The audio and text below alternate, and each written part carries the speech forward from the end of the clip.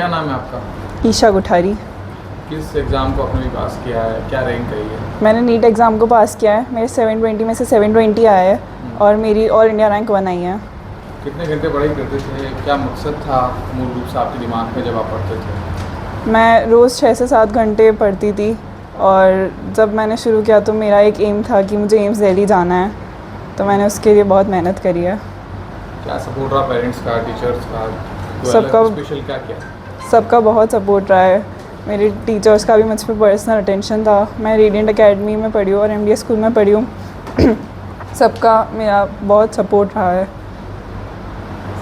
जब तैयारी कर रहे थे तब लग रहा था कि आप टॉप करेंगे या इस तरह का रिजल्ट आना होगा? एक सपना ही था कि ऐसा रिज़ल्ट आना, तो सोचा तो कभी नहीं था, पर जैसे जब मॉक टेस्ट दे रही थी तो मार्क्स आ रहे थे तो एक उम्मीद थी कि 700 से ऊपर आ जाएंगे, पर इतना नहीं सोचा था कभी। मॉक टेस्ट में कितने कितने नंबर आ रहे थे आपके? मॉक टेस्ट में जैसे जो लास्ट 1 महीने का था उसमें मेरे लगभग 690 या फिर 700 प्लस ही रहे मोस्टली। तो आज जब रिजल्ट आया तो क्या कर रही थी आप? जब रिज़ल्ट आया तब तो मैं सो रही थी और फिर मुझे मम्मी पापा ने बताया कि रिज़ल्ट आया तो मैं उठी। फिर टीचर्स का फ़ोन आया था तो बात कर रहे थे। आगे क्या करना चाहती हैं? मैं एमबीबीएस की तैयारी करना चाहती हूँ एम्स दिल्ली से। और जो नए बच्चे हैं कई बार डिप्रेशन में आ जाते हैं, कई बच्चे जो हैं वो असफल रहे हैं, उनके लिए क्या कहना चाहती हैं, क्या संदेश देना चाहती हैं? देखिए, एग्ज़ाम में अगर आप सही से प्रिपेयर करें, आपको सही मार्गदर्शन मिल जाए तो अचीव करना इतना मुश्किल नहीं है। गवर्नमेंट कॉलेज अचीव किया जा सकता है, तो आप पढ़ते रहिए। देखिए, उदास होकर एग्ज़ाम देते या फिर कोई भी स्ट्रेस लेते हैं तो उस पर परफॉर्मेंस पे बहुत दिक्कत आती है। मतलब एग्ज़ाम कूल माइंड से देना पड़ता है और तैयारी भी वैसे ही करनी पड़ती है। अगर स्ट्रेस लेते तो पढ़ाई नहीं हो पाती है। इसलिए मैं कहूँगी कि नहीं ले और अच्छे से पूरा ध्यान अपना पढ़ाई पे ही दे। क्या दिनचर्या वगैरह रहती है आपकी? कैसे पढ़ते थे? मेरा सुबह का टाइम तो कोचिंग का रहता था और फिर मैं घर जाके सेल्फ स्टडी करती थी। कितने कितने घंटे? थोड़ा विस्तार से बताइए। हाँ। जैसे मेरा सुबह 8 से 2 स्कूल का टाइम रहता था। मैं घर करीब 3 बजे तक पहुंचती थी। 3 बजे पहुंचने के बाद मैं करीब 3:30-4 बजे तक पढ़ने बैठती थी और उसके बाद मैं करीब 7-8 बजे तक पढ़ती थी। फिर डिनर करती थी, फिर मैं 1 घंटा और पढ़ती थी, फिर मैं सो जाती थी। 9 से 3 मैं सोती थी, मेरा सोने का टाइम था। फिर मैं सुबह उठ के पढ़ती थी, तो मैं 3 से 6 फिर पढ़ती थी। फिर मैं एक छोटा सा नैप लेके स्कूल आ जाती थी।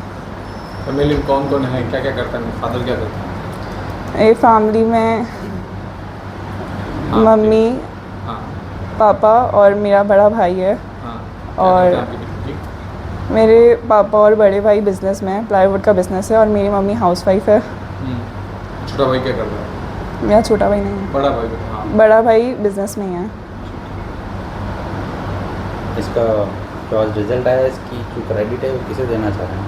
मैं क्रेडिट अपने पेरेंट्स को, टीम रेडिएंट एकेडमी को और एमडीएस स्कूल को देना चाहती हूँ। उनका बहुत सपोर्ट रहा है।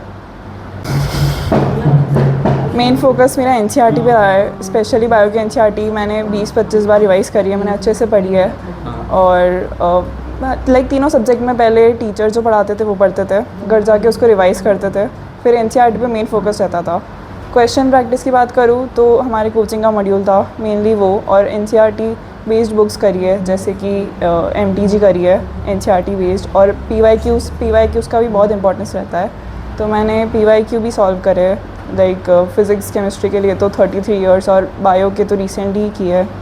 और जैसे बायो की एनसीईआरटी, केमिस्ट्री की एनसीईआरटी की बहुत इंपॉर्टेंस रहती है, तो वो मैंने बहुत बार पढ़ी है। मैंने नोट्स पढ़े और मल्टीपल क्वेश्चन प्रैक्टिस, बहुत क्वेश्चन प्रैक्टिस भी करी है।